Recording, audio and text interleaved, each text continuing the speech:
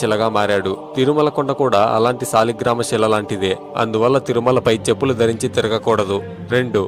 తిరుమల చాలా పవిత్రమైన స్థలం. కొత్తగా పెళ్లైన దంపతులు 6 నెలల పాటు తిరుమలకు వెళ్లకూడదు.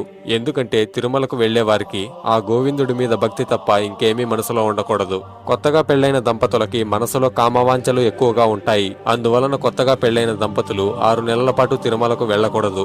ఆ వెంకటేశ్వరుడు కూడా పద్మావతి అమ్మవారిని వివాహం చేసుకున్న 6 నెలలకి తిరుమలకు వెళ్లాడు. అప్పటి వరకు వెంకటేశ్వరుడు అగస్త్య మహర్షి ఆశ్రమంలో ఉన్నాడు.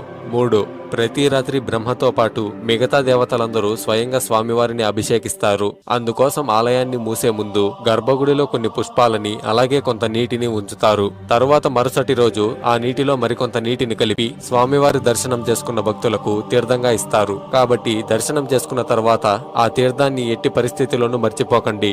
ఓం నమో నారాయణాయ అని కామెంట్ చేసి ఛానల్ కి సబ్స్క్రైబ్ చేసుకోండి.